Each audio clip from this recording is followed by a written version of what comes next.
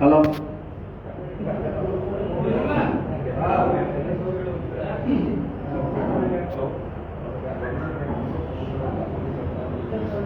పాత్రికేయ మిత్రులందరికీ కూడా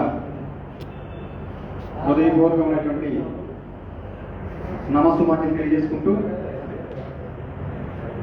ఈ రోజున ఈ పాత్రికేయ సమావేశం యొక్క ముఖ్య ఉద్దేశం జనసేన పార్టీపై జనసేన పార్టీ అధ్యక్షులు శ్రీ పవన్ కళ్యాణ్ గారిపై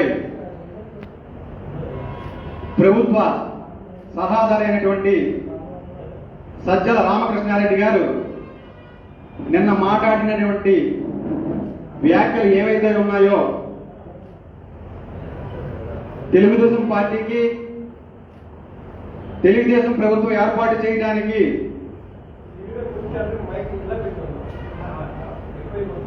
బ్రోకరేజ్ చేస్తున్నారని చెప్పి సజ్జల రామకృష్ణ గారు నిన్న మాట్లాడిన మాటల్ని జనసేన పార్టీ రాజమండ్రి తరఫున ఖండిస్తూ ఆయన నిన్న మాట్లాడినటువంటి మాటలు ఏవైతే ఉన్నాయో వాటిని తక్షణం ఉపసంహరించుకోమని మేము డిమాండ్ చేస్తూ ఈ పాత్రికేయ సమావేశాన్ని ఏర్పాటు చేయడం జరిగింది. మేము సజ్జల రామకృష్ణారెడ్డి గారిని సూటిగా స్పష్టంగా అడుగుతూ ఉన్నాం, మీ జీవితం ఎక్కడ మొదలు పెట్టారు? మీరు ఏ స్థాయి నుంచి ఇవాళ ప్రభుత్వానికి సలహాదారుగా వచ్చే స్థాయికి ఎదిగారో, ఎటువంటి బ్రోకరేజ్ పనులు మీరు చేస్తే ఈ స్థాయికి వచ్చారని చెప్పి మేము సూటిగా ప్రశ్నిస్తా ఉన్నాం. ఒక సాధారణమైన కుటుంబం నుంచి జీవితాన్ని మొదలుపెట్టిన మీరు ఇవాళ ఒక ప్రభుత్వ సలహాదారుగా కొనసాగేదానికి ఎన్ని బ్రోకర్ పనులు చేస్తే ఆ స్థాయికి వచ్చారని చెప్పి మేము ప్రశ్నిస్తా ఉన్నాం. ప్రభుత్వంలో ఉన్నటువంటి ఎమ్మెల్యేలు కానీ మంత్రులు కానీ ముఖ్యమంత్రితో కలిపేదానికి మీరు ఏ రకమైనటువంటి బ్రోకరేజ్ పనులు చేస్తున్నారో మాకు కానీ ప్రజలకు కానీ అందరికీ తెలిసిన విషయం అని చెప్పి తెలియపరుస్తా ఉన్నాం.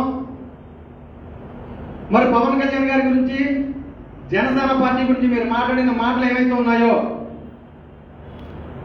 ప్రజా ప్రయోజనాలు కాకుండా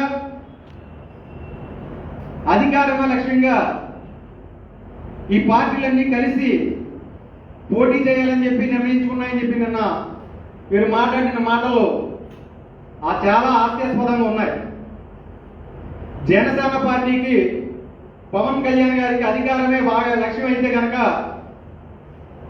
2014లో మేము మద్దతు ఇచ్చినటువంటి భారతీయ జనతా పార్టీ కానీ తెలుగుదేశం పార్టీ కానీ అధికారంలోకి వచ్చిన తర్వాత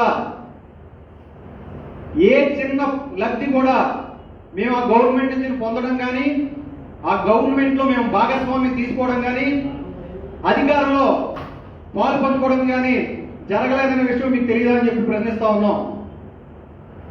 పవన్ కళ్యాణ్ గారు రాష్ట్ర విభజన తర్వాత ఆంధ్రప్రదేశ్ రాష్ట్రానికి సంబంధించి ఒక అనుభవమైనటువంటి నాయకత్వం కావాలనేటువంటి ఆలోచన విధానంలో భాగంగా ఆ రోజున భారతీయ జనతా పార్టీ కానీ తెలుగుదేశం పార్టీ కానీ ప్రత్యేకించి ఆయన దగ్గరికి వెళ్ళి మద్దతు కోరడం, ఆయన మద్దతు తెలియజేసి ప్రభుత్వాన్ని ఏర్పాటు చేయడంలో కీలకమైన పాత్ర పోషించిన విషయం మీ అందరికీ తెలిసిన విషయమే. మరి 5 సంవత్సరాల అధికారంలో ఉన్నప్పుడు కూడా ఏ రకమైనటువంటి కాంట్రాక్టులు కానీ అధికార పదవులు కానీ అధికారంలో భాగస్వామ్యం కానీ తీసుకునేటటువంటి వ్యక్తి శ్రీ పవన్ కళ్యాణ్ గారు. అంతేకాకుండా ఆయన ఎవరికైతే మద్దతు ఇచ్చారో, ఏ ప్రభుత్వం అయితే ఉందో ఆ ప్రభుత్వాన్ని 2018లో ప్రభుత్వ వైఫల్యాన్ని ఎండగట్టినటువంటి వ్యక్తి పవన్ కళ్యాణ్ గారు. మరి మీరు మాట్లాడినటువంటి మాటలు అధికారమే పరమావధిగా భావించి ఉంటే 2019 ఎన్నికల్లో ఖచ్చితంగా మళ్ళీ మేము తెలుగుదేశం పార్టీతో వెళ్ళి ఉండేవాళ్ళం. ప్రజల తరపున ప్రజల యొక్క సమస్యలపై గలం విప్పి ఆ ప్రభుత్వాన్ని ప్రశ్నించి ఇవాళ మీరు మాట్లాడే స్థాయికి, ఇవాళ మీరు మాట్లాడే స్థానంలో ఉండడానికి కారణం పవన్ కళ్యాణ్ గారి విషయం మీరు గుర్తుపెట్టుకోవాల్సిందిగా కోరుతా ఉన్నాం.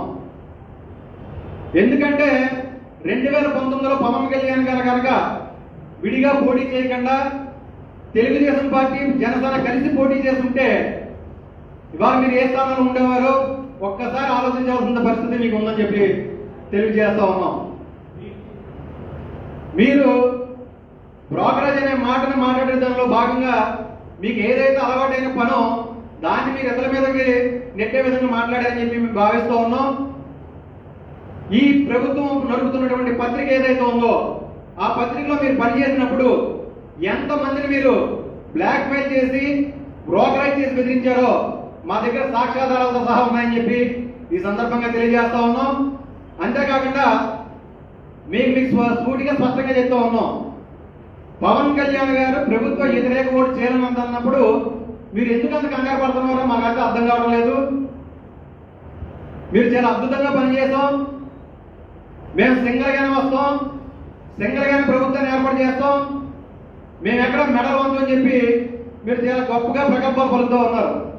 మరి ఈ 3 సంవత్సరాల్లో మీరు చేసినటువంటి పరిపాలనా విధానంలో కానీ పాలనాపరమైనటువంటి విధానాలు కానీ లోపాభిష్టమైనటువంటి మీరు తీసుకున్న నిర్ణయాలు కానీ మీకు ఒక్కసారి మేము తెలియజేస్తూ ఉన్నాం. మీరు ఎన్నికలకు ముందు మాకు 25 ఎంపీ స్థానాలు ఇస్తే ఈ రాష్ట్రానికి ప్రత్యేక హోదా తీసుకొస్తాం, కేంద్రం మెడలు వద్దుతా అని చెప్పిన మీరు 23 స్థానాలు మీకు ఎంపీ స్థానాలు ఇచ్చిన తర్వాత కేంద్రం దగ్గరికి వెళ్ళి మెడలు ఉంచుకునే పరిస్థితి ఎందుకు వచ్చిందని చెప్పి మేము ప్రశ్నిస్తా ఉన్నాం. పోలవరం పూర్తి చేస్తామని చెప్పి మీరు ఎందుకు చేయలేమని చెప్పి అడుగుతా ఉన్నాం. సిపిఎస్ రద్దు చేస్తామని చెప్పి మాట్లాడిన మీరు అధికారంలోకి వచ్చిన తర్వాత సిపిఎస్ మీద మాకు అవగాహన లేక మేము మాట్లాడింది తప్పని చెప్పి క్షమించమని అడిగినటువంటి ముఖ్యమంత్రి మీరు కాదా అని చెప్పి ప్రశ్నిస్తా ఉన్నాం. ప్రభుత్వం అన్ని రంగాల్లో వైఫల్యించింది. మీ యొక్క వైఫల్యాల్ని ప్రతిపక్షం మీద గిండేయడానికి లేనిపోని ఆరోపణలు చేయటం, లేనిపోని నిందలు వేయటం భావ్యం కాదని చెప్పి మేము తెలియపరుస్తా ఉన్నాం. మీరు ఏదైతే మాట్లాడుతూ ఉన్నారో మీరు మాటలు మాట్లాడేటప్పుడు చాలా జాగ్రత్తగా మాట్లాడాల్సిందిగా కోరుతా ఉన్నాం. మేము మాట్లాడాల్సి వస్తే చాలా విషయాలు మాట్లాడాల్సి వస్తాయని చెప్పి ఈ సందర్భంగా తెలియజేస్తూ ఉన్నాం. అలాగే గతంలో మీరు పనిచేసినటువంటి పత్రిక తరఫున మీరు మాట్లాడేటువంటి మాటలు, అప్పుడు నడిపినటువంటి భాగవతులు మా అందరికీ తెలుసు, ప్రజలకు కూడా తెలియపరుస్తాం. మీరు చేసేటువంటి ఈ కార్యక్రమం ఏదైతే ఉందో తెలుగుదేశం పార్టీ మీద కానీ జనసేన పార్టీ మీద కానీ మీరు చేస్తున్నటువంటి ఉమ్మడి ఎజెండా మీద మీరు మాట్లాడుతున్నటువంటి మాటలు ఏదైతే ఉన్నాయో ఆ వ్యాఖ్యలను ఉపసంహరించుకొని కోరుతా ఉన్నాం. మేము ఇక్కడ రాష్ట్ర ప్రయోజనాలు ముఖ్యంగా ఈ ప్రజలకి స్వచ్ఛమైన పాలన అందించే దాంట్లో భాగంగా ప్రభుత్వ వ్యతిరేక ఓటు చేయకుండా ఒక మంచి ప్రభుత్వం ఏర్పాటు చేసి ఈ రాష్ట్రం ఇప్పుడు ఎదుర్కొంటున్నటువంటి సమస్యలు ఏవైతే ఉన్నాయో ఆ సమస్యల్ని పరిష్కరించే విధంగా మంచి గవర్నెన్స్ ఏర్పాటు చేసే విధంగా పవన్ కళ్యాణ్ గారు ఒక పెద్ద తరహాలో ఒక బాధ్యత తీసుకుని ఆయన చేస్తున్నటువంటి పనిని ఇవాళ రాష్ట్ర ప్రజలందరూ కూడా గమనిస్తా ఉన్నారు. మీకు పవన్ కళ్యాణ్ గారి గురించి మాట్లాడేటువంటి నైతికత ఏ రకంగానూ లేదని చెప్పి సందర్భంగా తెలియజేస్తా ఉన్నాం. మీ నాయకుడు చెంచల్గూడ జైల్లో 16 నెలలు జైలు జీవితం గడిపి ప్రభుత్వం ఏర్పాటు చేసినటువంటి వ్యక్తి ఆర్థిక నేరాలపై ఈ రాష్ట్రం దాటి వెళ్ళాలన్నా పక్క దేశం వెళ్ళాలన్నా కూడా కోర్టు పరిమితిని తీసుకుంటే కానీ వెళ్ళలేనటువంటి వ్యక్తి మీ ప్రభుత్వ అధినేత అని చెప్పి సందర్భంగా తెలియజేస్తా ఉన్నాం. అదే జనసేన పార్టీ అధ్యక్షులు పవన్ కళ్యాణ్ గారి గురించి తీసుకుంటే ఆయన సొంత కష్టార్జితాన్ని తృణప్రాయంగా ప్రజలకు అందించే దాంట్లో భాగంగా అంత ఔదార్యంతో చేస్తున్నటువంటి నాయకులు ఎవరైనా ఉన్నారా ఈ రాష్ట్రంలో చెప్పి మేము ప్రశ్నిస్తా ఉన్నాం.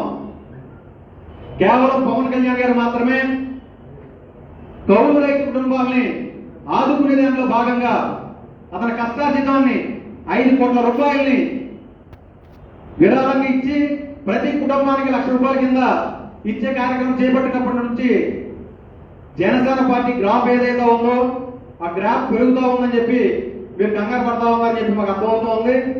మీ గ్రాఫ్ తగ్గుతూ ఉంది. మీరు ఎంత తల్లకిందులో తపస్సు చేసినా 2024లో మీరు ఎట్టి పరిస్థితుల్లోనూ మళ్ళీ తిరిగి అధికారంలో రావాలని మేము ఈ సందర్భంగా తెలియజేసుకుంటూ ఉన్నాం. మీరు ఇదే పందాతో నేటికి వచ్చి ఏది వచ్చినట్టు మాట్లాడితే ఖచ్చితంగా మేము కూడా ఆ స్థాయికి దిగజారి మాట్లాడాల్సి వస్తుందని చెప్పి మేము తెలియపరుస్తూ ఉన్నాం. మాకు జనసేన పార్టీ సిద్ధాంతాలు కానీ పవన్ కళ్యాణ్ గారి యొక్క ఆలోచన విధానం కానీ విలువలతో కూడినటువంటి రాజకీయం చేయాలన్న దాంట్లో భాగంగా చాలా సమయం పాటిస్తూ చాలా గౌరవంగా మేము మాట్లాడుతూ ఉన్నాం. దయచేసి మీరు గమనించి మీ స్థాయికి తగినట్టుగా మాట్లాడాల్సిందిగా కోరుతూ ఉన్నాం.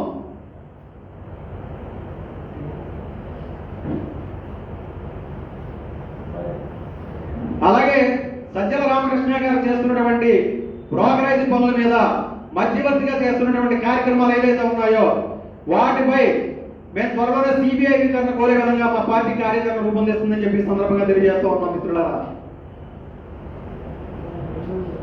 మేము మాట్లాడేటప్పుడు చాలా ఆచితూచి చాలా జాగ్రత్తగా మాట్లాడేటువంటి మాటలు మాట్లాడుతూ ఉన్నాం. దయచేసి మీరు కూడా మీ స్థాయికి తగ్గట్టుగా మాట్లాడాల్సిందిగా కోరుతూ ఈ ప్రెస్ కాన్ఫరెన్స్ లో మాతో పాటు పాల్గొంటున్నటువంటి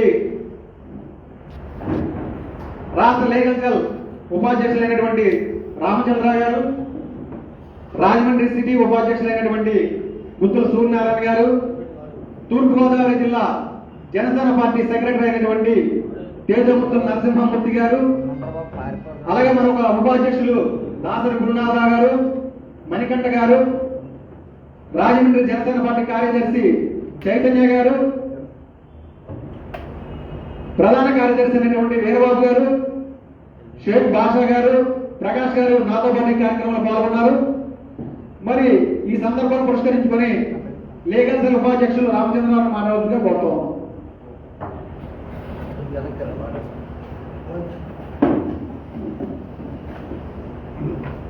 పాత్రికేయ మిత్రులందరికీ నమస్సమాజండి. రాజమహేంద్రవరం నగర జనసేన పార్టీ అధ్యక్షుడు శ్రీ శ్రీనివాస్ గారు నిన్నటి రోజు సజ్జల రామకృష్ణారెడ్డి గారు ప్రెస్ లో మాట్లాడిన విషయాల గురించి, ఆయన అశ్లీల పదజాలం గురించి శ్రీనివాస్ గారు మాట్లాడారు. ఇక్కడ రెండు విషయాలు నేను రాష్ట్ర లీగల్ సెల్ వైస్ చైర్మన్ గా జనసేన పార్టీలో సుశిక్షితమైన వ్యక్తిగా నేను మీకు తెలియపరచాలనుకున్నాను మీ ప్రెస్ ద్వారా. అసలు సజ్జల రామకృష్ణారెడ్డి గారు గవర్నమెంట్ పొజిషన్లో ఉన్నారు, ప్రభుత్వ సలహాదారుగా ఉన్నారు. ఈ ప్రభుత్వానికి అంటే ముఖ్యమంత్రి గారికి, మంత్రి మండలికి, క్యాబినెట్కి ఒక సలహాదారుగా ఫర్ పబ్లిక్ అఫైర్స్, ప్రజా వ్యవహారాల్లో ఆయన సలహాదారు ఒక పోస్ట్లో 19 నుంచి కంటిన్యూ అవుతూ తర్వాత దాన్ని పొడిగించుకుంటూ ఆయన వచ్చారంటే ఈ ప్రభుత్వ సలహాదారైన వ్యక్తి విధానపరమైన నిర్ణయాల్లో ముఖ్యమంత్రి గారికి, మంత్రి మండలికి, ప్రజలు పబ్లిక్ అఫైర్స్ సంబంధించిన విషయాల్లో మాత్రం సలహాలు ఇవ్వాలి. ఉదాహరణకి 2004 నుంచి 2009 వరకు రాజశేఖర రెడ్డి గారు కాంగ్రెస్ గవర్నమెంట్ ముఖ్యమంత్రిగా ఉన్నప్పుడు ఆయన ఒక ప్రభుత్వ సలహాదారు నియమించుకున్నారు, కేవీపీ రామచంద్రరావు గారు. కేవీపీ రామచంద్రరావు గారు విధానపర నిర్ణయాల్లో ప్రభుత్వానికి సలహాలు ఇస్తూ ప్రభుత్వాన్ని చేదోడు వాదోడుగా అప్పటి పరిస్థితులకు అనుగుణంగా ఆయన పనిచేశారు. అంతేకాని కాంగ్రెస్ పార్టీకి సెక్రటరీ గానో, కాంగ్రెస్ పార్టీ ప్రెసిడెంట్ గానో ఆయన పార్టీ పరంగా ఎప్పుడు కూడా మిగిలిన పార్టీలు విమర్శించడం కానీ మిగిలిన పార్టీల విషయాల్లో కానీ ఆయన ఉన్నంతకాలం పనిచేయలేదు. కనీసం జగన్మోహన్ రెడ్డి గారి తండ్రి గారు, ఆయన తండ్రి గారి దగ్గర పనిచేస్తున్న విషయాన్ని ఈయన 45 సంవత్సరాల జర్నలిజంలో ఉండి 1978లో ఈనాడు నుంచి తర్వాత ఆంధ్రభూమి, ఉదయం, ఇప్పుడు సాక్షి ఎడిటోరియల్ అంచెలంచెలుగా ఇచ్చిన వ్యక్తి నోరు నియంత్రణ లేకుండా పబ్లిక్ స్పీచ్ లో ఒక పొలిటికల్ పార్టీ నాయకుడిని ఒక అశ్లీలమైన పదం అది నేను కూడా ఉచ్చరించను వాడాడు. అంటే ఈయన మీద కంట్రోల్ లేదు. ప్రభుత్వ సలహాలు ఇచ్చి ప్రజా వ్యవహారాలు ఎలా చూడగలరు? ఈయన ఇప్పుడు ఈ పదవికి అనర్హుడు. ఎందుకంటే మా పార్టీ రాష్ట్రంపై ఆలోచించి గవర్నర్ మెమోరాండం ఇచ్చి ఆయన డిస్మిస్ చేయమని చెప్తాం. మేము ఇక్కడి నుంచి కూడా చెప్తాం, లీగల్గా కూడా యాక్షన్ తీసుకుంటాం. ఇలాంటి వ్యక్తులు ప్రజా వ్యవహారం పొలిటికల్ పార్టీకి అనుగుణంగా పనిచేయాలనుకుంటే ఆ పదవికి ఆయన రిజైన్ చేసి పొలిటికల్ పార్టీకి పనిచేసి రమ్మనండి. అప్పుడు మా పొలిటికల్ పార్టీ వాళ్ళ నాయకులు వాళ్ళ నాయకులు మాట్లాడుకుంటారు. అప్పుడు కూడా అశ్లీల పదాలనే ఈయనే సలహాదారు గారు అశ్లీలమైన మాటలు మాట్లాడుతూ ఉంటే ఇంకా మంత్రులు వాళ్ళు ఏం చేస్తారు? అర్జెంటుగా నేను చెప్పేది ఏంటంటే దాని అన్కండిషనల్ గా క్షమాపణ చెప్పి ఆ వర్డ్స్ విత్డ్రా చేసుకోకపోతే దీని మీద చట్ట ప్రకారం హక్కులు భంగం వాటిల్లినట్టుగా ఇతర ప్రభుత్వ విధానంలో ఉండి ఒక పార్టీని కొమ్ము కాస్తూ మిగిలిన రాజకీయ పార్టీల్ని వాటి యొక్క నాయకుల్ని అతను దూషించే విధానం మీద మేము గవర్నమెంట్ మెమోరాండం ఇవ్వడానికి ఇవ్వమని మా పార్టీ అధ్యక్షులు తెలియపరుస్తూ లీగల్గా కూడా ఉన్న అవకాశాలను చూసి ఆయన మీద యాక్షన్ తీసుకుంటాం. అంచేత ఈ విధంగా ఇప్పుడు ఈ పార్టీల మీటింగ్లో ఈ విషయం చెప్పి ఆయన విమర్శించడానికి కాదు, ఆయన ఒళ్ళు దగ్గర పెట్టుకుని బిహేవ్ చేయమని గవర్నమెంట్ సలహాదారుగా కోరడం జరుగుతుంది.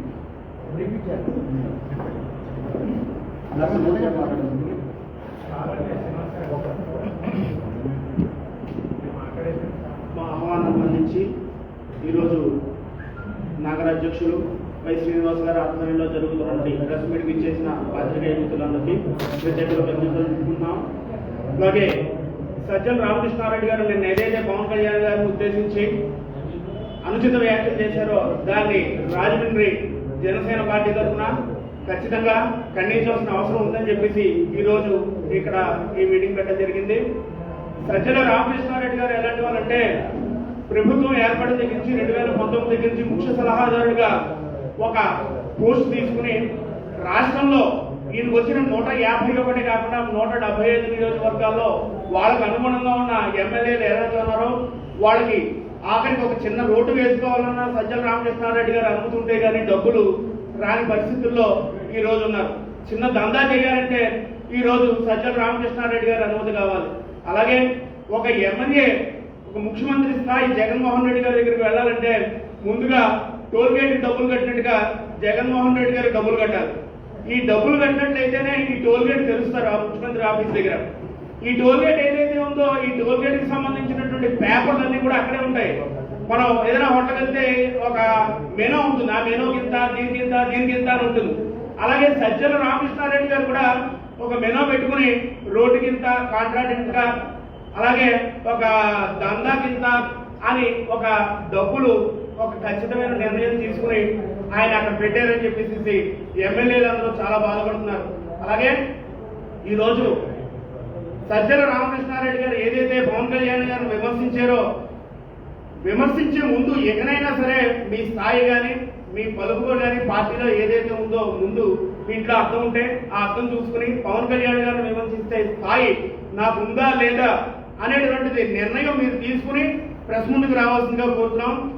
అలాగే చాలా కీలకమైంది ఏంటంటే ఈరోజు సజ్జల రామకృష్ణారెడ్డి గారు పవన్ కళ్యాణ్ గారు ఏ ప్రశ్నించినా కూడా జనసేన పార్టీ ఏం ప్రశ్నించినా కూడా దానికి స్ట్రైట్ సమాధానం ఈ రోజు 3 సంవత్సరాలు అయింది కానీ ఒక్క సమాధానం కూడా స్ట్రైట్ గా రాలా. ఏం సమాధానం చెప్పాలన్నా ముందర సజ్జల రామకృష్ణారెడ్డి గారు వస్తారు. దేవాదాయ శాఖ గురించి మాట్లాడితే సజ్జల రామకృష్ణారెడ్డి గారు వస్తారు. రోడ్ల గురించి మాట్లాడితే సజ్జల రామకృష్ణారెడ్డి గారు వస్తారు. విద్యాశాఖ గురించి మాట్లాడితే సజ్జల రామకృష్ణారెడ్డి గారు వస్తారు.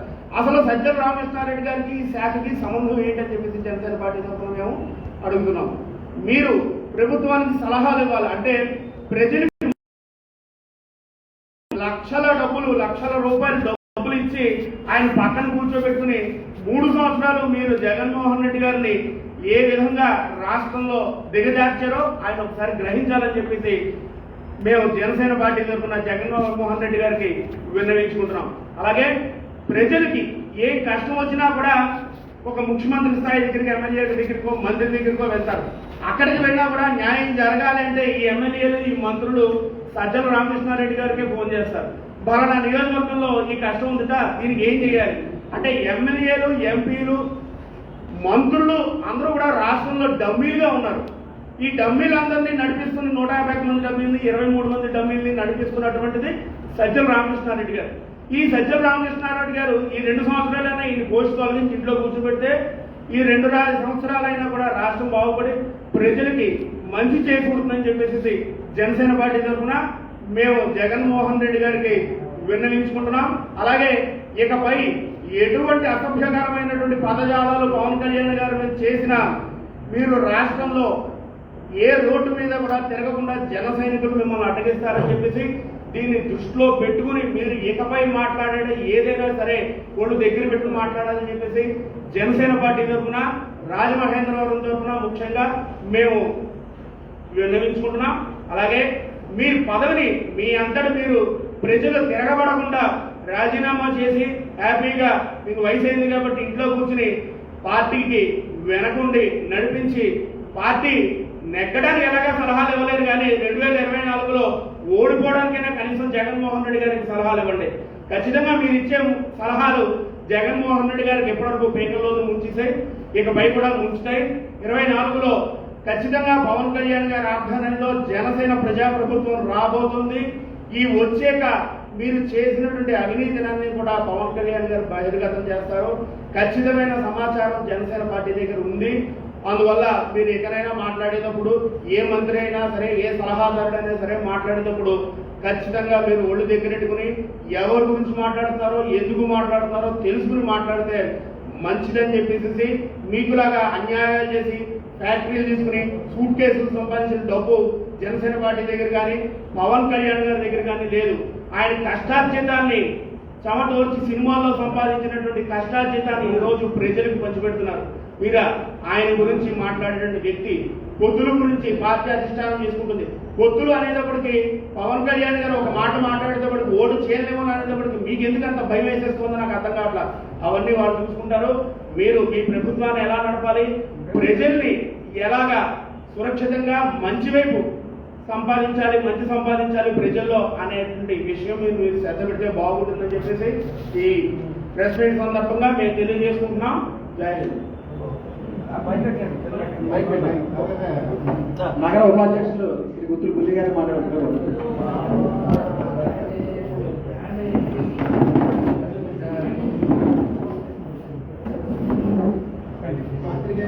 కూడా హృదయపూర్వక నమస్కారాలు.